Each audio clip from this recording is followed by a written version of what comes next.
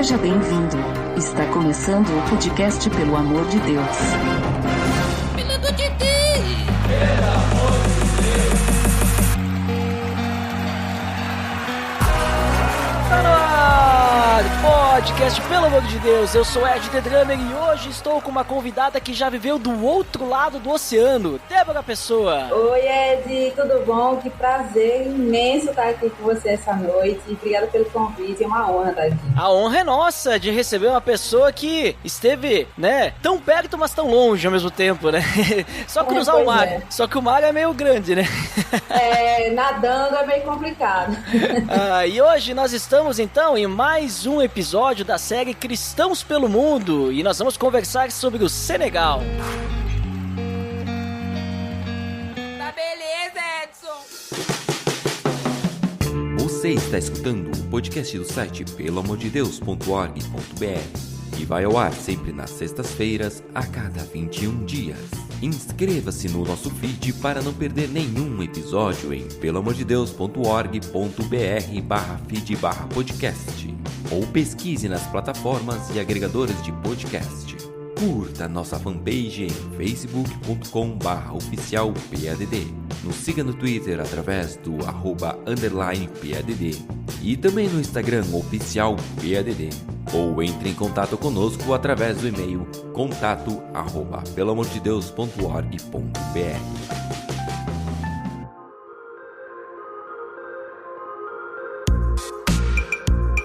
Então, Débora, como comentado, hoje nós estamos aqui em mais um episódio da série Cristãos pelo Mundo, que a gente conversa com pessoas que vivem em outros países ou viveram um período, e hoje nós vamos conversar sobre o Senegal, né? Um país que tu esteves aí bastante tempo, e eu te pergunto, antes do Senegal, né? Como é que surgiu a motivação de ir morar em outro país? O que te levou até o Senegal? Como é que tu foi parar lá no Senegal e viver durante alguns anos? E aí tu também pode nos comentar quanto tempo que tu viveu lá no Senegal? Sim, eu vivi no Senegal durante 7 anos e meio. A gente chegou, eu e toda a minha família, né? Meu marido, Carlinhos e nossos filhos, Gabriel e Carlinhos Filho. A gente chegou lá em abril de 2014 e a gente acabou de voltar para o Brasil para um período aqui, né? A gente não pretende ficar muito tempo, mas Deus nos guiou para cá para um tempinho, para uma fase das nossas vidas aqui, e tá sendo bem legal. Então, antes do Senegal, nós já éramos cristãos,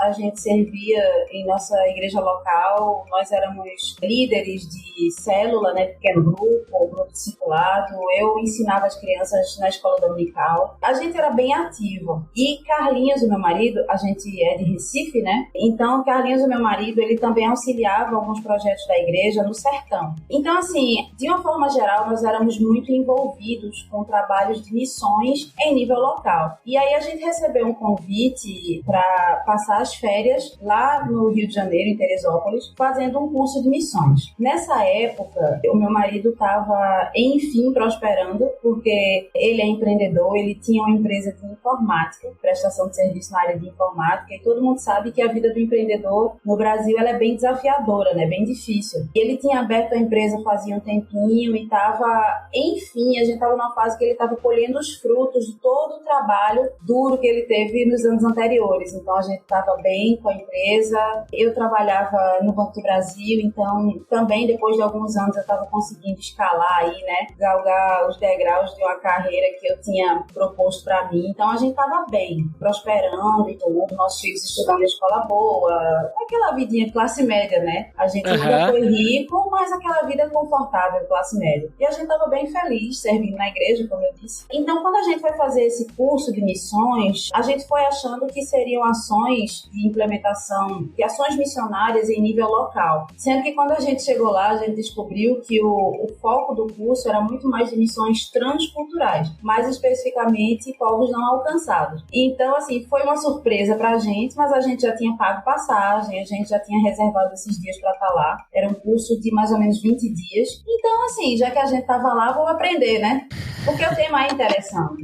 E a gente, lá no curso, a gente descobriu algumas coisas que a gente não sabia. Muitas coisas que acho que os cristãos, de uma forma geral, ignoram sobre os povos não alcançados. As estatísticas, os reais desafios, quantos missionários tem lá. Enfim, foi um curso bem interessante. Só que eu, apesar de achar muito interessante, eu comecei a pensar como eu poderia me envolver com isso, mas no nível de ser intercessora, de ser mantenedora, mas não passou pela minha cabeça de forma alguma que eu seria missionária. Isso foi, para eu te situar numa linha do tempo, foi em 2009, esse curso que a gente fez.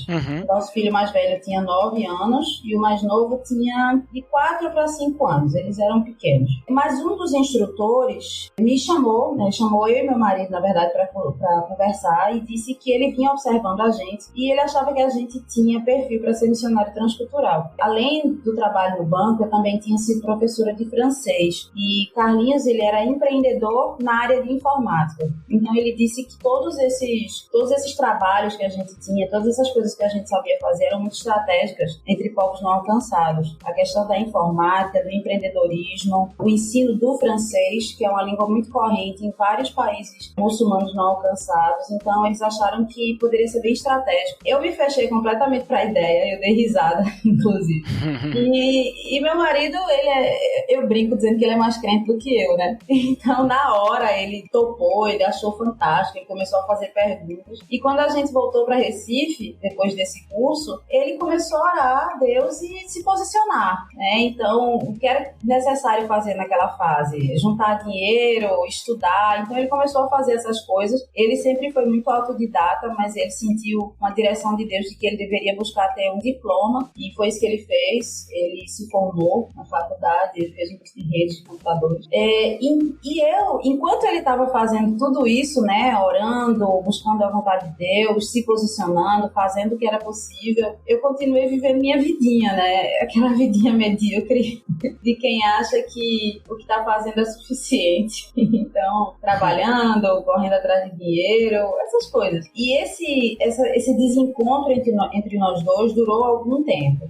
Eu posso te dizer que, no geral, durou entre 3 e 4 anos. Nesse meio tempo, a gente foi convidado para ir visitar um campo missionário, ainda de acordo com esses instrutores, né, que tinham visto esse potencial na gente. Então, eles mantiveram contato e chamaram a gente para visitar. E aí, o país para onde eles nos convidaram logo de primeira foi o Senegal. Foi muito interessante. E aí, a gente topou. Eu falei, ok, não tenho nada contra, não. E na minha cabeça era uma viagem de férias, porque eu já tinha ouvido falar que o Senegal era um país muito bonito, muito interessante. Então, eu falei, vamos visitar. E na cabeça do meu marido era uma viagem missionária já. Então, mais uma vez, esse desencontro se refletiu aí nos nossos planos, né? Na nossa visão da viagem. Mas Deus já estava agindo. Então, a gente foi. Isso aconteceu em janeiro de 2011. A gente foi nas nossas férias. Dessa vez, fomos só nós dois. A gente deixou os meninos, cada um com a avó, porque eles eram muito, muito ativos. Então, a gente preferiu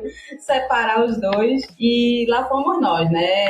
Foi uma viagem muito, muito legal, muito interessante. Nós conhecemos muitos missionários, nós conhecemos muitos projetos, e vai entender por quê, né? Eu não estava ainda com nada na cabeça para ser missionária, mas eu tinha uma cadernetinha. Todos os dias, ao final do dia, eu sentava e eu anotava tudo que eu tinha vivido, tudo que eu tinha visto, tudo que eu tinha aprendido naquele dia. Inclusive, coisas que eu tinha aprendido com os próprios missionários. Tanto exemplos positivos como negativos, gente que estava feliz, gente que não estava. Eu anotava todas as minhas impressões. Eu tenho essa cadernetinha até hoje. Olha só.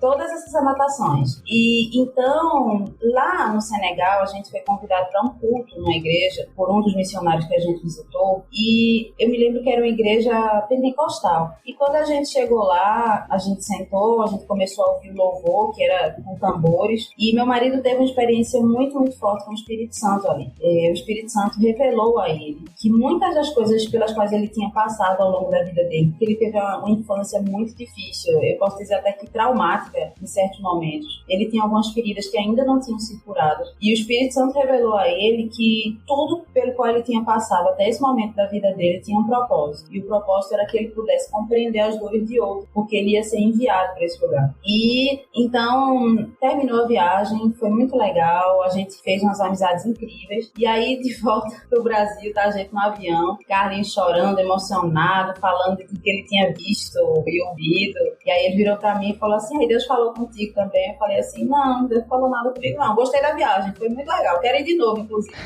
Não falou nada comigo não. Gente, tadinho, ficou tão decepcionado. E aí a gente voltou às nossas vidas, e só que ele voltou, claro, né, muito mais apaixonado pelo Senegal, porque aí então ele já tinha dado um rosto àquele sonho dele, né? Então o Senegal agora tinha uma face, tinha cheiros, tinha sons, tudo aquilo era muito mais concreto. E ele começou a jogar sujo, eu digo, né? Ele começou a passar as noites intercedendo, orando. Foi realmente um período em que ele se aproximou muito de Deus e ele clamou muito pela minha vida. E eu continuava vivendo a minha vida, medíocre, correndo atrás de dinheiro, achando que era isso que Deus queria de mim, servindo no domingo da igreja e estava tudo certo. Aí, até o dia em que Deus começou a falar ao meu coração também, né? E ele me... Deus é tão amoroso, né? A graça dele é multiforme. Então, ele fala aos nossos corações de um jeito, do jeito que a gente precisa ouvir. Ele falou com o Carlinhos do jeito que ele entendeu. E ele estava preparando que ele ia falar comigo também. Então, ele foi sutilmente me trazendo a noção de que o que eu considerava importante na vida, que o que eu achava importante no meu trabalho, aquela estabilidade que eu tinha financeira, não era merecimento meu. Era, na verdade, graça dele sobre a minha vida, e aquilo me trazia um certo privilégio. E esse privilégio me trazia responsabilidade. Eu lembro do Homem-Aranha, né? Grandes poderes trazem grandes responsabilidades. E Deus foi me fazendo entender isso.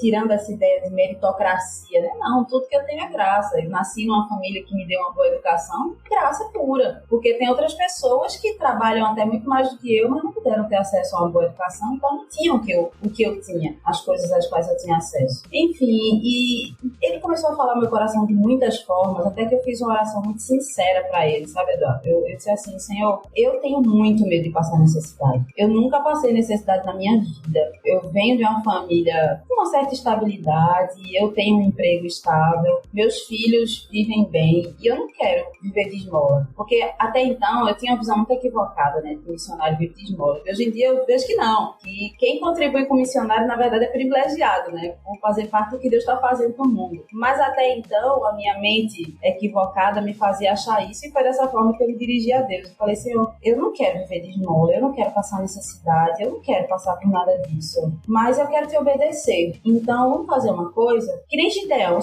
sei que o Senhor não mudou, então faz como o Senhor fez com Gideão, dá um sinal, mas é um sinal muito claro, tem que ser um sinal muito claro, e esse sinal tem que vir através de um dos meus filhos. Então, dessa forma, eu tomei a decisão de fazer uma outra viagem para o Senegal, aí uma segunda viagem, só que dessa vez levando os meninos, para a gente poder entender como é que seria a visão deles sobre o país e tudo isso, sendo que essa oração eu não falei para ninguém, era algo só entre mim e Deus, porque não era somente os meninos se divertirem na viagem, não era somente eles gostarem ou fazerem amizade, era mais do que isso. Eu tinha pedido um sinal sobrenatural e algo que não deixasse dúvida de que era Deus falando comigo. E lá fomos nós, né? Eu falei para Carlinhos que eu queria ir pro Senegal, ele ficou super feliz, porque ele viu já um sinal aí de abertura meu. E eu fui com os meninos e foi muito legal.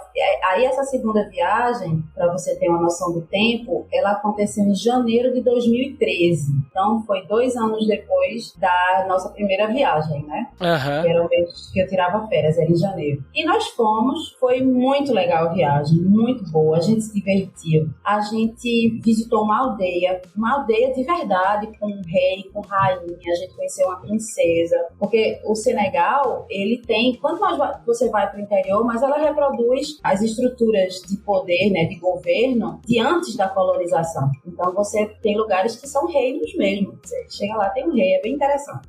Então a gente foi numa aldeia desse jeito, que não tinha energia, que eles viviam de uma forma assim muito, muito pura, muito antes de toda essa bagunça da colonização acontecer. E a gente também foi na capital, a gente tomou sorvete, a gente foi no shopping. Então a gente tentou mostrar para os meninos o país de uma forma bem realista, né? É um lugar com defeitos, com qualidades, com coisas boas, boas, ruins, com coisas difíceis, com coisas mais fáceis. E foi incrível, foi incrível. Mas na minha cabeça, que nem a primeira viagem, era uma viagem de férias. Eu tava ali de férias. E a viagem passou, foram também mais ou menos uns 20 dias. Quando chegou no último dia, o meu sinal não veio. Olha que legal. Então eu tava feliz da vida, dizendo assim, caramba.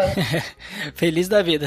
Eu tava muito feliz, porque no final das contas, na minha cabeça, meu marido tinha se equivocado, ele tinha se precipitado, ele ouviu os próprios sentimentos e achou que era a voz de Deus, e agora Deus que se virasse pra tratar com ele e fazer ele entender que ele tinha se enganado. E realmente chegou a hora da gente ir embora do país lá, veio uma pessoa pegar a gente no aeroporto, a gente tava colocando as malas dentro do carro, que ia levar a gente pro aeroporto. O que era engraçado é que meus filhos estavam chorando muito nessa hora, na hora de ir embora. O mais novo tava com 8 e o mais velho, foi em 2013, o mais velho tava há um mês de completar 13 anos, que ele é do ano 2000. Então, a gente tava lá super, né, ocupado com as malas, tudo, tentando ajeitar aquilo dentro do carro e os meninos chorando. O engraçado é que meu marido também tava chorando. Eu era a única que não chorava, pra ser bem sincera. E aí, essa coisa de mãe, né? Você pega o mais novo, eu peguei o mais novo, botei no colo, filho, fica tranquilo, tá tudo bem, a gente tá voltando pro Brasil. É onde vive a nossa família, onde nós todos moramos, a gente tá voltando pra onde tá a sua escola. Tentei racionalizar um pouquinho com ele. Mas fique tranquilo, a gente junta um dinheirinho, a gente vem de novo aqui nas próximas férias, se for possível. Aí ele falou assim, mãe, mesmo se você nunca mais me trouxer de Senegal, eu vou voltar sozinho, porque eu quero viver, morrer e ser enterrado no Senegal.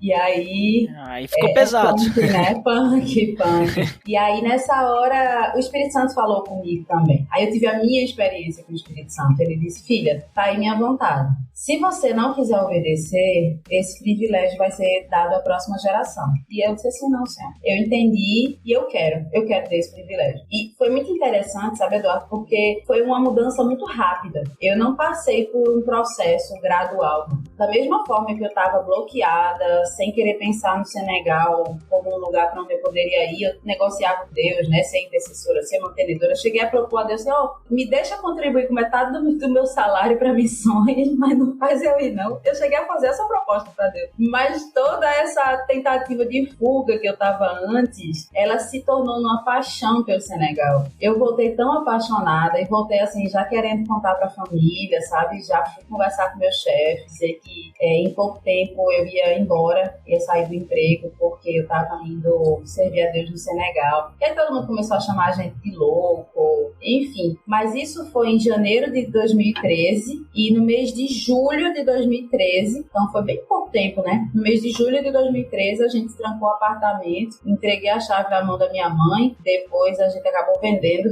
mas a gente deixou Recife, a gente foi morar lá em Teresópolis, no mesmo lugar onde a gente fez o primeiro treinamento. A gente foi fazer um curso de missões mais aprofundado, né, em tempo integral, então a gente passou 6 meses lá, como se fosse um seminário, fazendo um curso de missões, e aí mais 4 meses esperando o visto. Então em abril de 2014 a gente foi pro Senegal, foi morar lá. Então é essa a história. Olha só que interessante, né, como que é importante a família toda, principalmente quando a gente fala de missões, né, mas a família toda estar envolvida nisso, né, Sim. Porque senão não dá certo, né, e tu vê como é que Deus chama a família toda mesmo, né, só que cada um no seu tempo. No caso de vocês demorou alguns anos até todos serem chamados, né. Exato. Mas é muito importante, principalmente o casal, né, marido e mulher, os dois se tornam uma só carne e não é só pra dizer, né, não é simbólico, tipo, tem que ser dos dois, né, porque senão não funciona o casamento, né, já pensou, se tu ficasse no Brasil e ele fosse pro Senegal, né, e tu não apoiando, não ia dar certo, mas Deus, ele chama a família toda, né, chama os dois, né. E era uma coisa que eu dizia a ele, olha, eu não vou baseada na sua visão, na experiência que você teve com Deus, porque eu sei que se a gente for na primeira dificuldade que a gente tiver, eu vou ser pedra de tropeço pra você. Exatamente. Então, não vai funcionar dessa forma. Você é crente, eu também sou, então Deus tem que falar comigo também. Mas o que deixava ele muito frustrado é que, na verdade, eu não buscava saber a vontade de Deus. Teve uma época da minha vida que eu parei de orar, sabe? Porque eu tava com medo do que Deus ia falar. Mas Sim. Não sei pra que a gente tem medo, né? Deus faz as coisas tão direitinho com a gente. Veja como ele foi paciente e amoroso comigo. Não sei, a gente tem medo porque a gente é bobo. Mas é, bem isso. Mas e aí, ficou 7 anos lá no Senegal, mas teve essas 2 primeiras visitas. Mas nessas visitas, era só, que nem a gente falou, né? Era turismo, né? Foi bem rápido. Quando chegou lá pra, vamos dizer assim, pra morar mesmo e até mesmo na questão com um objetivo, com uma missão lá, né? Então a coisa já era um pouquinho diferente, né? Porque agora tu não tá lá só pra, vamos dizer assim, turistar, né? Tá lá pra viver. Como é que foi aí, digamos assim, o início aí, os primeiros momentos de adaptação quando chegou no Senegal? Sempre é desafiador, né? Nunca é um processo fácil. Mas eu posso dizer que a gente teve um processo tranquilo, né? Houve uma ou outra dificuldade que a gente conseguiu ajustar. E eu acredito isso ao nosso treinamento. A gente foi muito bem treinado. Eu digo isso com um temor enorme, uma gratidão enorme no coração.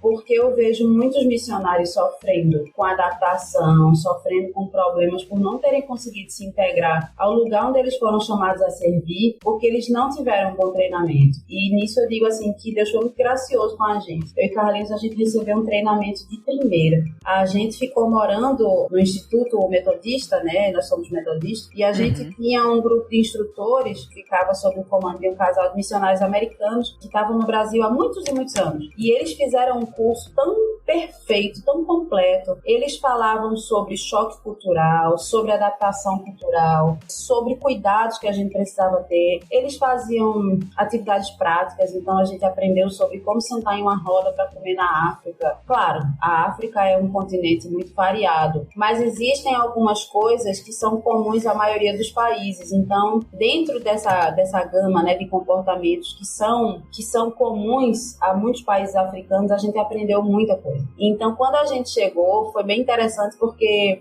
a gente, às vezes, alguém chamava a gente para comer. Então, a gente sentava e olhava pro outro e dizia assim, gente, é real, agora não é mais treinamento, agora é de verdade. Então, a gente estava bem ansioso para ver na prática o tanto de coisa que a gente tinha treinado. A gente também foi treinado para reconhecer sinais de estresse, sinais de choque cultural. Então, as dificuldades que foram aparecendo, a gente conseguiu lidar com elas. Por exemplo, posso te dar um exemplo de choque cultural que a gente teve no início. O nosso filho mais velho é muito comunicativo.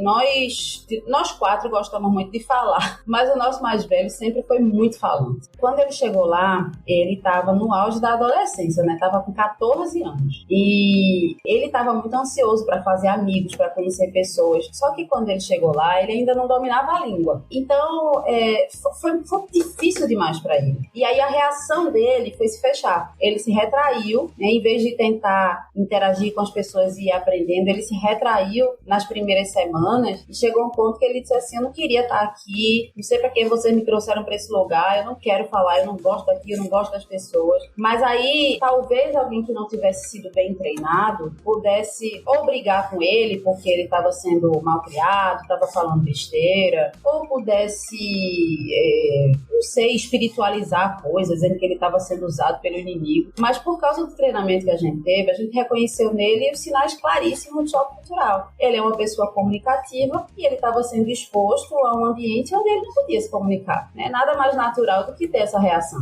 Então, o que foi que eu fiz? Eu acolhi, eu disse que eu entendi a forma como ele estava se sentindo, que eu sabia que era difícil. Então, é muito importante você validar os sentimentos do outro, né? Se você está em família ou se você está junto com a equipe, tem que validar, porque não é fácil. Todo mundo tem dias difíceis na sua própria cultura. Imagina num lugar onde você ainda não entende os códigos, né? Você não entende direito o que está acontecendo à sua volta. Então, validei. E aí, o que foi que eu fiz? Eu comecei a pedir para ele ir na barraca, comprar coisas. Lá a gente compra muita coisa assim, pro dia. Uma porçãozinha de alguma coisa para preparar uma refeição, ou a da tarde e a da noite. Você sempre compra as coisas de pouquinho em pouquinho. Então, eu comecei a pedir para ele ir na barraca comprar para mim as coisas e eu fazia um treino com ele para ele repetir o que era para comprar. Então, eu dizia, ele repetia e eu ia fazendo esse exercício com ele até ele falar bem direitinho. Quando ele estava falando bem direitinho, eu dizia, agora pode ir que você vai conseguir falar. Então, essas pequenas vitórias, e ele voltava com um pacote do que eu tinha mandado ele comprar, feliz da vida. E aí ele foi acumulando pequenas vitórias no dia a dia que fizeram ele se sentir mais tranquilo, ele se sentir vitorioso, ele se sentir capaz. E o convívio com a igreja ajudou, né? né? Quando a gente chegou lá, tinha uma igreja já, e as pessoas eram muito pacientes, então em poucos meses, acredito que em 3, 4 meses, ele já estava conseguindo se comunicar, já estava bem integrado com o pessoal, então foi uma experiência muito legal. E tu comentou da língua, creio eu que a língua também, daqui a pouco, foi um dos fatores, né? Porque apesar da língua oficial lá ser francês, tem bastante línguas, né, no Senegal, né? Tem. A língua do colonizador é o francês. Sendo que, o que é que acontece? As pessoas não desenvolveram uma conexão emocional, porque se você parar pra pensar, faz todo sentido. Afinal de contas, foi o povo que veio lá e destruiu o país. O pessoal que dominou, que guerreou contra eles, que matou tanta gente, que escravizou tantas outras, então eles não têm uma relação boa com a língua. O francês se fala em ambientes, entre aspas, oficiais. Então é a língua da academia. Então, na escola as pessoas são alfabetizadas em francês, as criancinhas, né? Dentro da escola já se fala francês até a universidade, pós-doutorado. Todo esse ambiente acadêmico aí, a língua oficial é o francês. Também a língua jurídica e também a língua de relações comerciais, digamos assim, oficiais. Então, se você vai para uma grande empresa, a reunião é em francês. E aí o Senegal tem mais de 30 etnias distribuídas ao longo do território. É muito engraçado, porque às vezes você vai de um bairro para o outro, a etnia predominante já é outra. Então, cada etnia tem sua própria língua. Então, de um bairro para o outro é outra língua. Mas elas são tipo dialetos? São parecidas? Não. São línguas mesmo. Porque o dialeto, pela sua observação, eu sei que você já sabe disso, mas só para explicar para quem está ouvindo, o dialeto, ele é uma variação regional de uma língua, né? Então, é uma língua com variações. Então, a gente pode dizer que o português do Brasil, o português de Portugal, e são dialetos, né? Tem o seu próprio jargão, palavras que um não entende, ou que você fala e na outra língua é palavrão, esse mico que a gente paga, mas na base é uma língua, é a mesma língua. Lá não, são línguas completamente diferentes. Cada etnia tem sua língua e realmente não parece nada uma com a outra. E as línguas também têm os seus próprios dialetos. Então, por exemplo, a etnia Seré, que é uma etnia, uma das principais de lá do país, ela tem 3 dialetos. Dependendo da região do país para onde você for, se você encontrar uma aldeia ou uma comunidade Seré, eles vão falar o Seré de um tipo, aí você vai chegar lá no outro lugar do país, vai ser de outro tipo, outras palavras, outros sons. É muito interessante. Então, assim, você é exposto a um monte de línguas todos os dias. E no meio dessa confusão toda, para as pessoas poderem se compreender, existe uma língua que é considerada a língua franca entre eles. É a língua do comércio, a língua que se fala na rua, que as pessoas se comunicam umas com as outras, que se chama Wolof. Então, as línguas mais faladas no país são o francês e o Wolof. É aquela língua que eu vou falar com alguém antes de perguntar qual é a etnia dela. Sim. Então, no teu caso, que tu conhecia francês por causa das aulas, né? Sim. Tu teve que aprender o Wolof também. Tive que aprender o Wolof. E sofri no início porque, como eu falei, né, é uma língua completamente diferente de todas as outras. Ela era falada muito antes dos invasores, tanto árabes como europeus chegarem. Então é uma língua muito antiga e a gramática dela é diferente, os sons dela são diferentes, tudo é muito diferente. Mas quando eu desisti de tentar usar a minha própria língua ou as línguas que eu conhecia como parâmetro, e quando eu comecei a estudar ela por ela mesmo, buscando a lógica na própria língua, aí foi que destravou ela na minha cabeça e eu comecei a entender. E para ser bem sincera, eu conheço algumas línguas, mas para mim é a língua mais inteligente e que mais faz sentido que eu existo. Ela é linda, ela parece um quebra-cabeça. Tudo faz sentido, cada elemento ali se conecta com o outro de uma forma que faz total sentido. Então as regras não têm exceções. É muito legal. Eu amo Wolof. Mas esse método que tu falou, eu creio que é o melhor método de aprender. Eu aprendi inglês dessa forma. Tu tem que começar a pensar na língua, não ficar traduzindo, porque se tu ficar traduzindo, tu sempre vai ter que fazer 2 trabalhos, né? Exato. Vai ter que ouvir na língua, traduzir pra tua, daí depois tu vai ter que pensar na tua e traduzir pra outra língua pra poder falar. Já pensa na língua.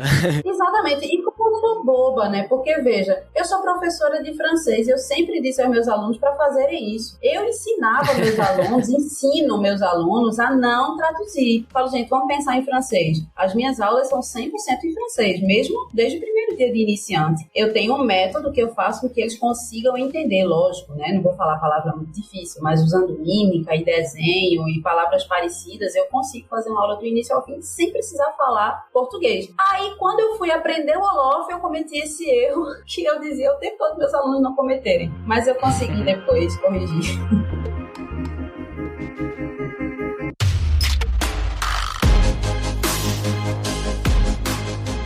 Muito interessante, Débora, todo esse relato de como que tu foi parar lá no Senegal, né, junto com a tua família. E olhando agora um pouquinho pro Senegal e o cristianismo lá, né, porque como tu falou, normalmente as pessoas enviam missionários pra onde não tem muito cristão, né? Sim. Então, o Senegal, pelo que eu conheço um pouquinho, porque normalmente assim, o Senegal eu conheço por causa do Dakar, né, ali. Sim. E também porque na minha cidade aqui, eu moro na Serra Gaúcha. E alguns anos atrás vieram bastante senegaleses aqui pra Serra Gaúcha, né? Sim. Haitianos, senegaleses e tem mais um país que agora eu não tô lembrando, né? Que vieram pessoas pra cá. Então, e aí eu sei mais ou menos que existem cristãos, né? O país, ele não... Tipo, é um país laico, né? A grande maioria, pelo que eu conheço, são islâmicos, né? Não é que nem aqueles países do Oriente Médio, onde o muçulmano é o que manda, né, e pronto, né? Como é que é o cristianismo ali, já que tu esteve lá e aí a gente sai do meu achismo, né? Eu acho. Aí tu tem aí a voz de quem esteve lá realmente. Como é que funciona lá o cristianismo? Então, o panorama religioso do Senegal é complexo, porque, como você disse, o país, 95% da população é muçulmana, né, mas o Islã que é vivido lá, ele é diferente um pouco do Islã tradicional, do islamismo tradicional. Então, eles têm, na verdade, alguma influência das religiões tradicionais, das religiões de antes, né, da colonização. Algumas práticas religiosas, por exemplo, o costume de ir em curandeiros. Quase todo mundo vai, né, para curandeiros, medicina tradicional, né? Então, isso é uma coisa que um muçulmano, vamos dizer, raiz, não acha legal. Mas lá é prática, é bem comum, todas as famílias fazem, então para eles é bem tranquilo. Eles também se dividem em confrarias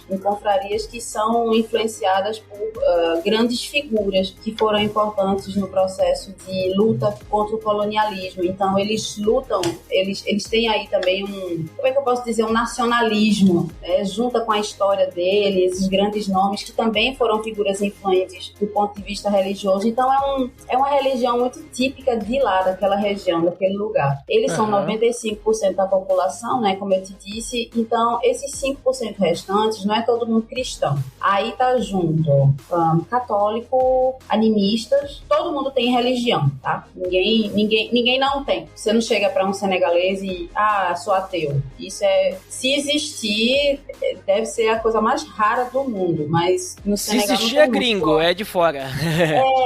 Mas para um senegalês dizer que é ateu, eu acho que não existe, não. Todo mundo tem alguma prática religiosa. Então tem a galera católica, nesse 5% aí. Tem a galerinha, como é que chama? Praticante de religiões animistas, né? As religiões tradicionais do povo. E tem também os protestantes. Sendo que dentro dessa população, eles contam os estrangeiros, né? Os protestantes que moram lá. E lá no Senegal tem uma comunidade, tem muita igreja cristã, muita igreja evangélica. Por quê? Muita que eu digo assim, a gente acho que encontra uma, principalmente na cidade grande, né? Nos grandes centros urbanos, a gente encontra aí uma igreja batista, uma igreja metodista e uma outra igrejinha pequenininha. Você encontra, acho que no mínimo 2 igrejas nos centros urbanos. Lá em Dakar, que é a capital, a gente encontra mais. Acredito que tem aí umas 5 igrejas ou mais relevantes. Certamente tem Universal, né? Em qualquer lugar. Tem. A gente tem uma teoria que existe Universal do Reino de Deus em todos os países do mundo. Pois é, mas sabe que lá mais pro sul da África, elas foram banidas, né? Olha só. Foram banidas. Inclusive, muita gente entrou em contato comigo falando sobre perseguição. Eu falei, não é perseguição não, porque outras igrejas evangélicas têm autorização para funcionar. É só a Igreja Universal do Reino de Deus. Aí você pode dar uma pesquisada aí para de repente descobrir quais são os motivos. mas não é perseguição não. Vamos deixar pra lá. Mas enfim, só pra te dizer como a gente é minoria, os protestantes. Porque quando você conta em meio à população, tem muitos estrangeiros. O Senegal é um país bem relevante para aquela região onde ele está inserido. Então tem muitos estrangeiros que vêm, que são transferidos para trabalhar em empresas. Muitos diretores de ONGs, funcionários de ONGs da própria África, enfim, de outros continentes também. Então quando eles fazem esse censo aí, eles incluem todo mundo. Eles não incluem só quem é de nacionalidade senegalesa. Então, se você parar para pensar, em se tratando de cristãos nacionais, né, de uma igreja autóctone mesmo, de verdade, a população é muito, muito baixa. Deve ser algo em torno de 1% ou menos. Então, a gente poderia dizer que no Senegal não existe uma perseguição aos cristãos, protestantes, católicos, cristãos em geral, né? Não existe uma perseguição. Então, essa foi uma preocupação muito forte nossa no início. Eu me lembro que a primeira viagem que a gente foi pro Senegal, lá em 2011, a gente não ia levar nem Bíblia, né? Com medo de ser parado no aeroporto e tal. A gente morria de medo. E aí depois a gente foi vendo que não é bem assim. O Senegal é um país onde as pessoas têm muito orgulho, inclusive, da tolerância religiosa, da convivência entre diferentes crenças. Inclusive, um dia desse eu estava assistindo um debate entre dois intelectuais senegaleses que eu admiro muito, e um deles sugeriu que a gente nem usasse o nome tolerância, porque tolerância é quando você se incomoda, mas você deixa pra lá. Você finge que não incomoda e convive. E ele sugeriu que se usasse o nome, eu vou chutar, eu acho que foi respeito. Respeito na convivência religiosa. E realmente isso é uma coisa que eles fazem muita questão, sabe? Então a gente, como cristão, logo no início a gente não usava muito nome missionário e tal, a gente ficava com um pouco de medo. Mas besteira, você chegou lá, pela sua cara, eles sabem que você é missionário. Eles não são bobos. Eles não são bobos, então eles sabiam. E mesmo assim, sempre foram muito receptivos, fazem perguntas, né? Quanto mais você aprofunda a amizade com as pessoas, elas querem saber do seu estilo de vida, da sua crença, do porquê que você faz o que você faz. Então perguntava muito pra gente. São bem abertos, então. Por que você saiu do seu país? Mas aí, como eu falo, tem um limite. Então, vamos lá. Festas religiosas, eles têm a festa do sacrifício lá. Então, eles gostam de convidar a gente para participar, gostam de chamar amigos cristãos e participam, e é bem legal. E a gente sempre aceitou os convites, a gente ora e vai. A quebra do jejum eles têm o mês do jejum, que é o Ramadã. Então, quando termina o mês do jejum, eles fazem um banquete, eles chamam pessoas próximas, vizinhos, amigos, e a gente também sempre participou disso com eles, em oração, mas a gente sempre teve muito prazer em estar com nossos amigos, e a gente entende que era um momento importante para eles e a gente queria estar com eles. E esses todos muçulmanos você está falando, né? Sim.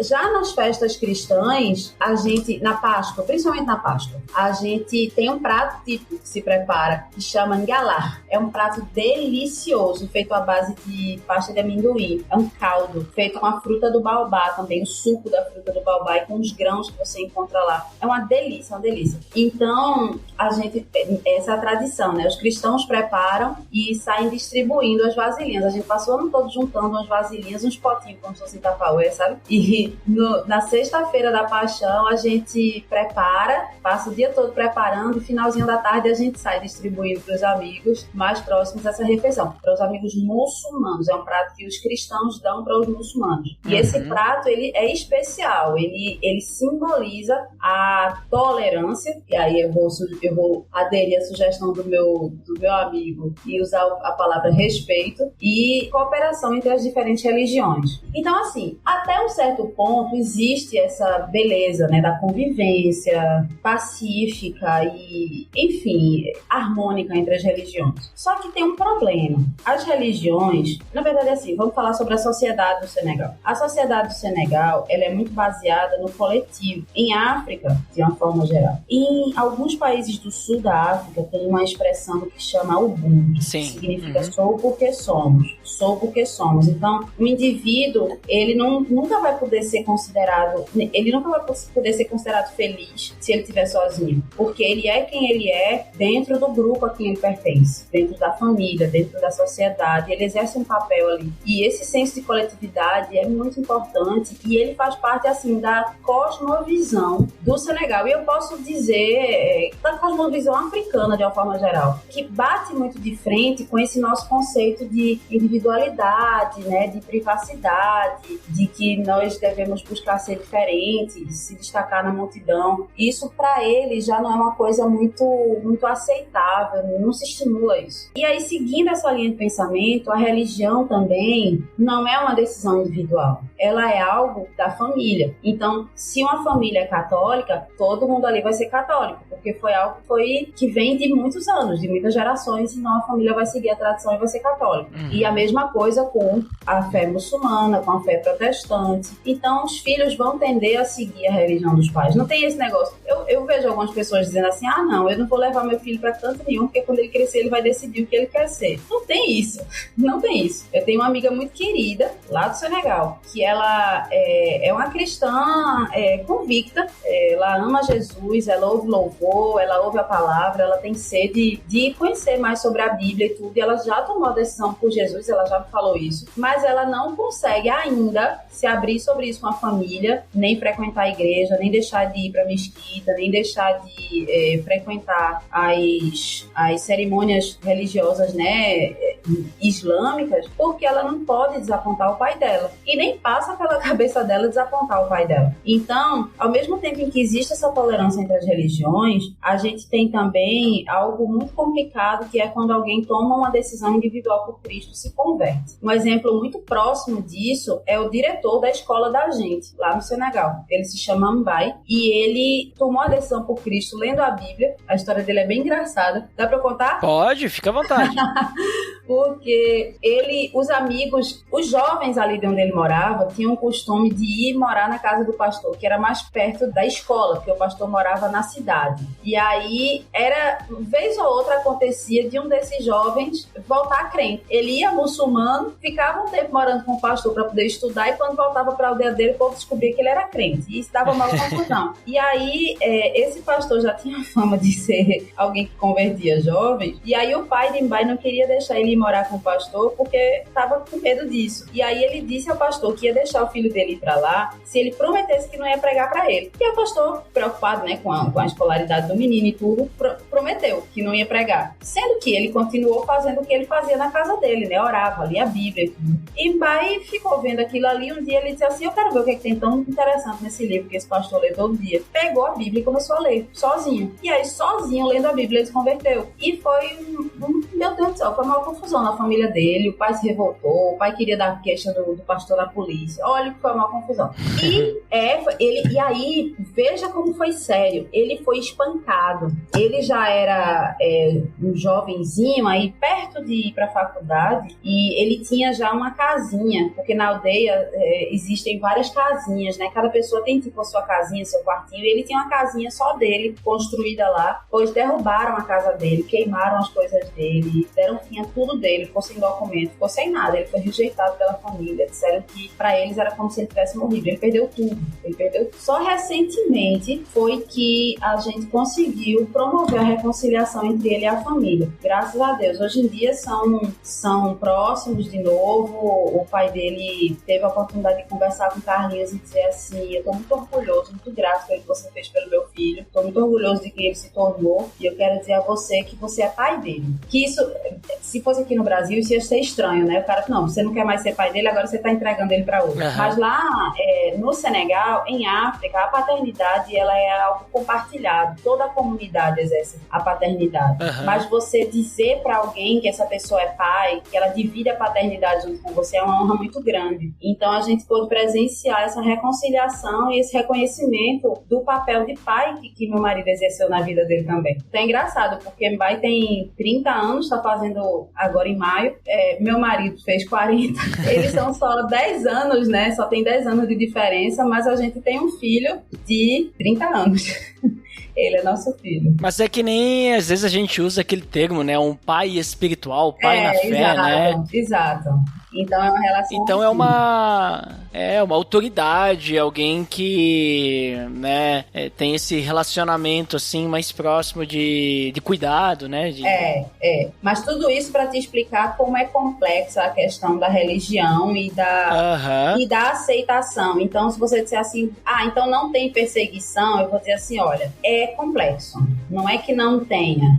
Depende do contexto. Sim, no caso enquanto a gente estiver bem, cada um no seu cantinho, tá tudo certo. Só não vamos tentar se meter um no negócio do outro. Exato. Se existe uma conversão, o negócio é complicado. Mas até ia comentar que, não tem perseguição, é que nem aqui no Brasil e tal, né? Que às vezes tem só um pouco de preconceito. Mas pelo teu relato, me parece que é até melhor que o Brasil. Porque aqui, por mais que não tenha perseguição, as pessoas, elas não se respeitam, né? Então, existe muito ataque a outras religiões e tudo mais. Às vezes até por parte dos próprios cristãos, né? Infelizmente. Então, sim. O pessoal tá precisando aprender com o pessoal ali do Senegal, ali, não a tolerância, mas o respeito, né? Que nem a gente trouxe aí pra gente. Exatamente, né? exatamente. Mas e as igrejas ali? Que nem vocês saíram do Brasil, né? Vocês frequentavam aqui igreja, né? Então, pelo que eu entendi, vocês frequentavam a metodista. Sim. Quando vocês chegaram no Senegal, não sei se tem metodista no Senegal. Tem. A gente foi em parceria com a igreja do Brasil e a igreja do Senegal. Ah, certo. E a igreja metodista no Senegal, como é que ela é? Ela é igual à do Brasil? Não. Ou ela absorve a cultura ali do Senegal e o culto, a celebração ali é um pouco diferente? Como é que é? Então, a gente já foi para várias igrejas lá no Senegal, né?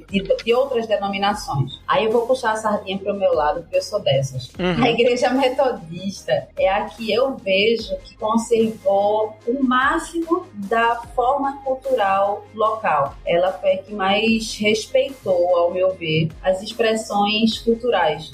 Então, por exemplo, nas igrejas... Eu vi que tu falou dos tambores, né? Tambores, o louvor é feito com tambores. Uma outra coisa interessante é que quando você vai em outras igrejas evangélicas, infelizmente, as pessoas perderam o costume de usar roupas típicas locais para as celebrações, para os cultos, né?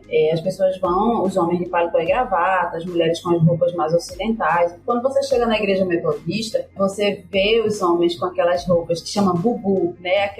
Aqueles vestidões, aquelas túnicas longas, elegantes, com aqueles tecidos brilhantes. As mulheres com roupas de vax, que são aqueles tecidos, aquelas estampas africanas maravilhosas. Então, os próprios tambores, as danças, os ritmos dos louvores, as próprias letras dos louvores. Então, a gente tem muito louvor em língua nacional, em língua oló, em língua seré, que é uma outra etnia que é bem representativa junto aos cristãos. Então, eu vejo na igreja esse cuidado. Claro que, quando você vai fazer um estudo mais detalhado da questão da contextualização, você vê que tem algumas coisas que poderiam ter sido preservadas. Tem mais coisas que poderiam ter sido preservadas, como, por exemplo, o formato da Assembleia, né, do culto, que eles têm aquele formato das igrejas ocidentais. É uma pessoa lá na frente falando, num culto um pouco mais alto, e os bancos todos de frente para essa pessoa. Se você for levar mais,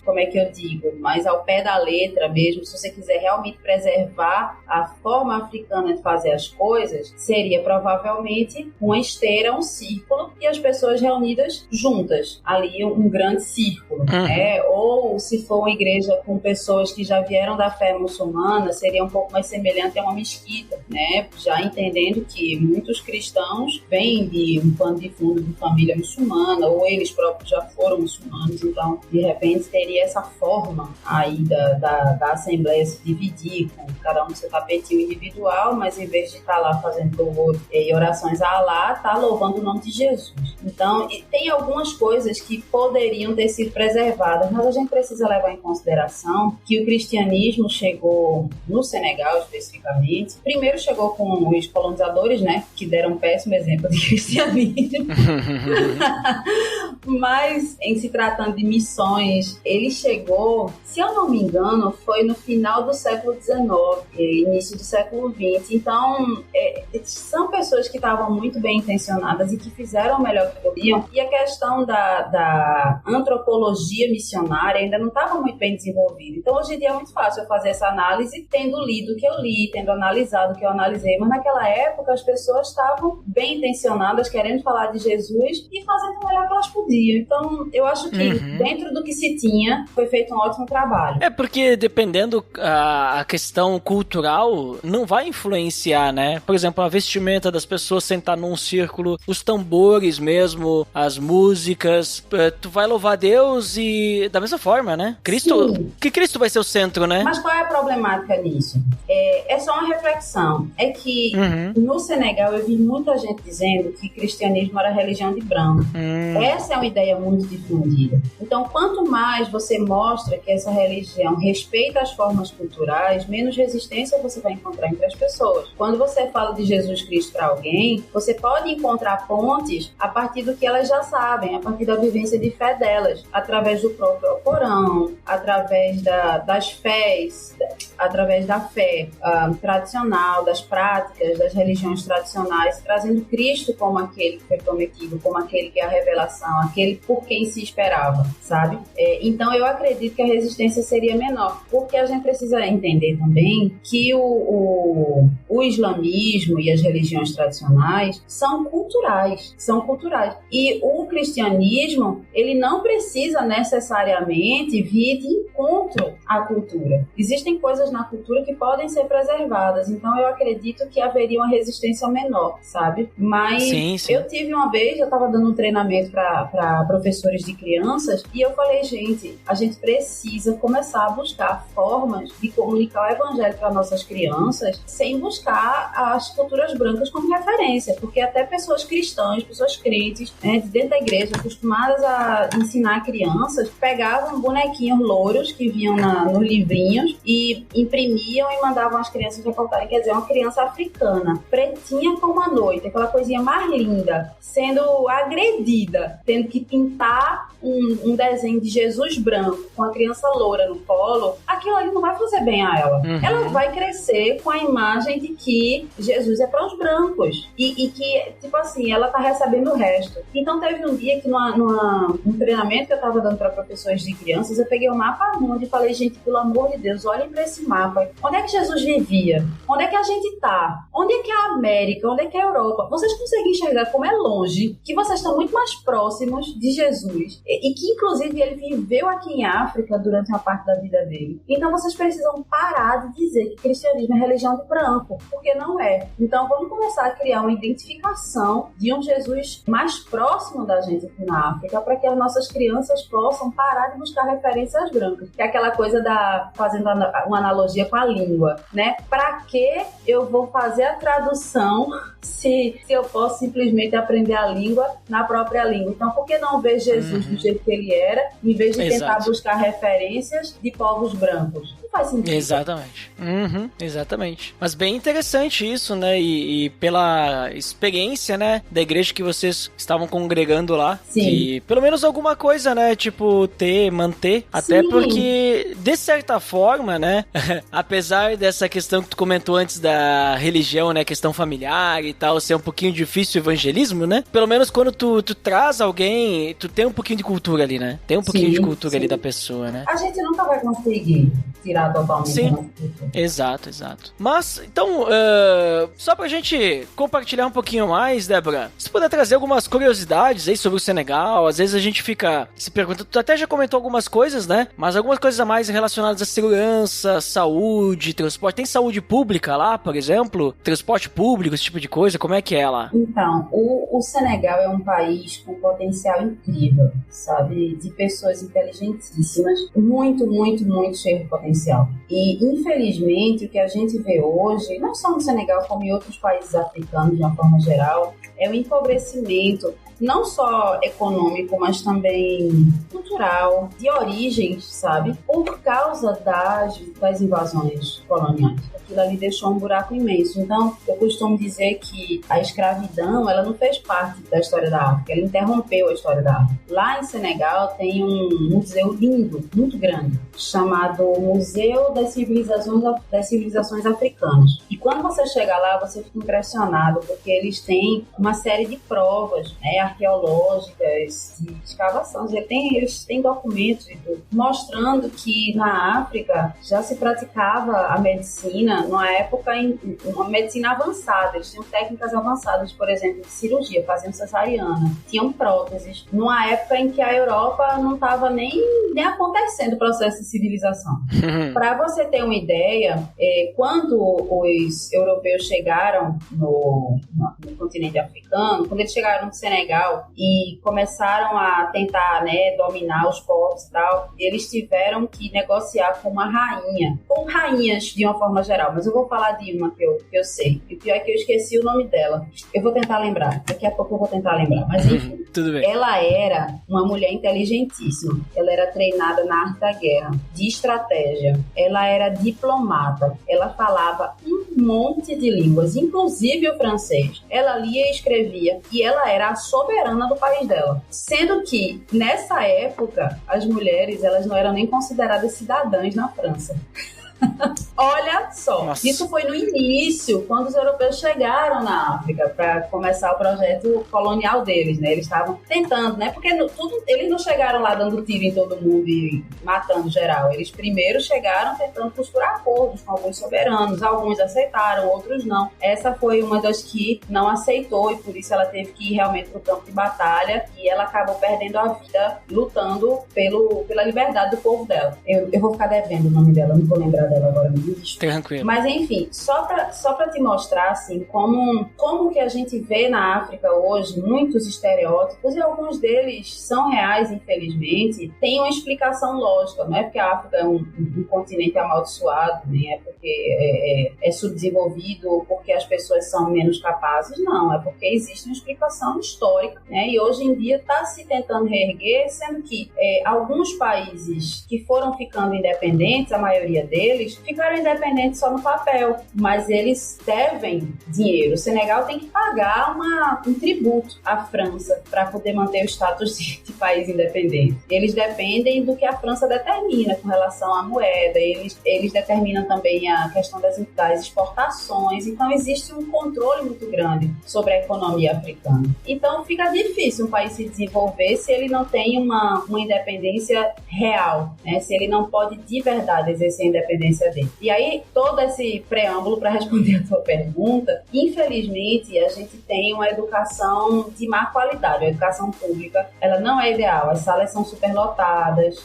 Não é da forma que deveria ser, que poderia ser, sabe? Saúde pública também é bem problemática. Agora eu estava lendo um comunicado do governo dizendo que agora que eles vão começar a oferecer quimioterapia grátis para quem precisar. Então, veja, o SUS existe no Brasil há tanto tempo, mas agora no Senegal que eles vão oferecer quimioterapia grátis, porque até na saúde pública existe uma coparticipação dos cidadãos. Eu sei porque eu já fui em hospital público, já fui tratada em hospital público. Então você vai lá, você tem aquela estrutura de hospital público que você tem aqui no Brasil, que em alguns lugares é melhor e outras é pior, mas lá é bem ruimzinha. E aí quando você chega lá, você passa por isso tudo, mas você ainda tem que pagar uma taxa. Você tem que pagar pelo material que usam em você tem que pagar pelas consultas, você tem que pagar por tudo. E é público. E escolas públicas, você tem que pagar uma taxa para o governo também. Então não existe nada 100% público, como aqui no Brasil, por exemplo, existe. Então é complicado.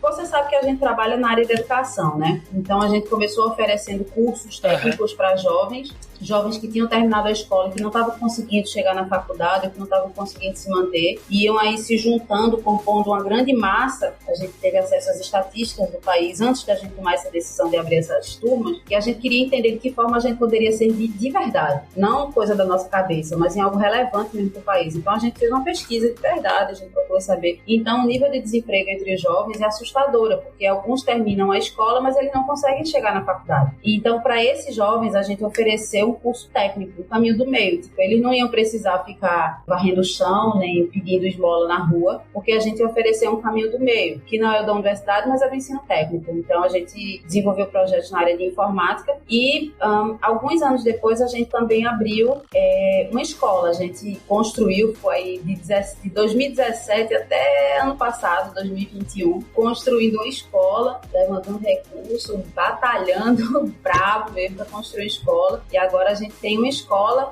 na aldeia que esse ano está atendendo a 56 crianças, mas que quando ela tiver na total capacidade dela, ela vai atender a 400 crianças. Olha. Porque a gente vê que é uma área que precisa ser suprida, sabe? E a gente tem... a gente é muito ousado no nosso sonho, porque não é somente uma escola. É uma escola cristã, mas é uma escola cristã decolonial. A gente entende que o evangelho liberta. Então a gente também quer trazer uma libertação dessas amarras coloniais, um resgate da história africana. A gente quer um ensino afrocentrado, partindo do ponto de vista dos próprios africanos, buscando soluções para problemas africanos dentro das tradições africanas, entendendo que o próprio Jesus também era africano. Ele estava ali no meiozinho da África, mas ele foi criado nos primeiros anos de vida dele. Ele viveu em África, então ele também era um pouquinho africano. Então, vivendo tudo isso, a gente quer trazer isso para a educação. É um projeto meio ousado, mas eu acredito que a gente vai ter sucesso. Opa, vamos lá, né?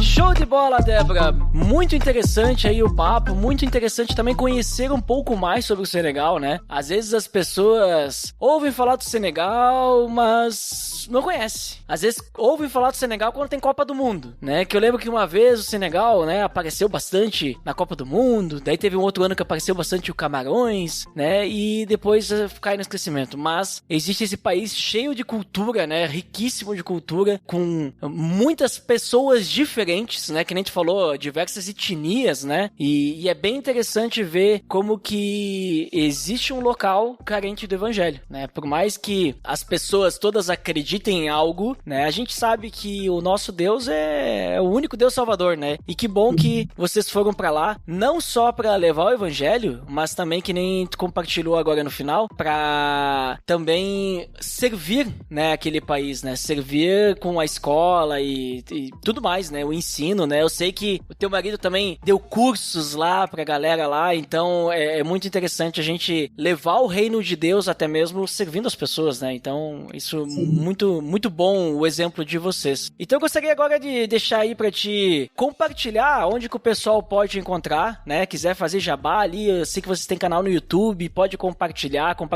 os projetos de vocês, missões, e depois eu vou pedir que tu fale uma frase, pelo menos, na língua do país, né? Aí, fica à vontade aí pra falar. Tá certo. Então, Eduardo, foi um prazer estar contigo. Muito legal o papo da gente. Eu gostei muito das perguntas que você me fez.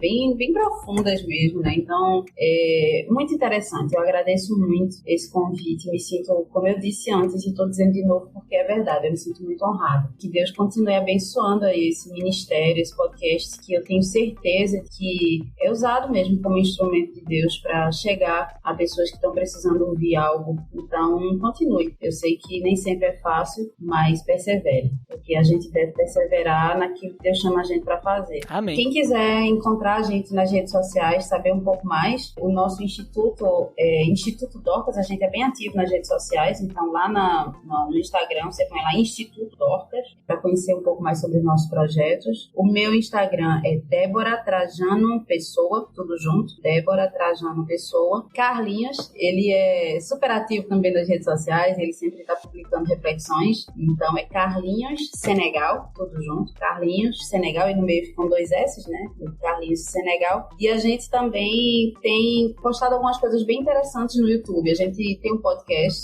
onde a gente discute alguns temas importantes para missões e a gente fala sobre as nossas experiências no Senegal. O nosso canal no YouTube é Carlinhos Senegal, Carlinhos Senegal. Então é isso, muito obrigada. Sim, a frase, vamos lá. Eu escolhi uma frase que não é muito difícil, é pequenininha, então vamos lá. É em Wolof, uma das principais línguas do Senegal, né? A principal, a língua franca lá, e a frase é a seguinte: Na len Nalena, Yala, Barkel. Então se diz Naleniala Barkel. Naleniala Barkel. Que significa Deus abençoe vocês. Olha só, muito obrigado, Débora, muito obrigado pela até ensinou a gente a falar a frase, né? Eu vou escutar algumas vezes de novo. É meu lado professora. Eu vou escutar algumas vezes de novo pra pegar, porque daí, qualquer lugar que eu for no Senegal, se algum dia acontecer de ir, uma frase eu já sei. Beleza. Mas muito obrigado mesmo por participar conosco, inclusive, link no post de todos os links que tu deixou aí pro pessoal poder encontrar vocês ali, né, e chegar até vocês com tranquilidade. Mas muito obrigado mesmo por disponibilizar teu tempo e compartilhar conosco toda essa experiência riquíssima que vocês tiveram e também por nos trazer essas reflexões, né, em cima do que tu viveu lá no Senegal, né. E pra quem nos escutou até aqui, muito obrigado e até o próximo episódio. Até mais! Tudo de Deus.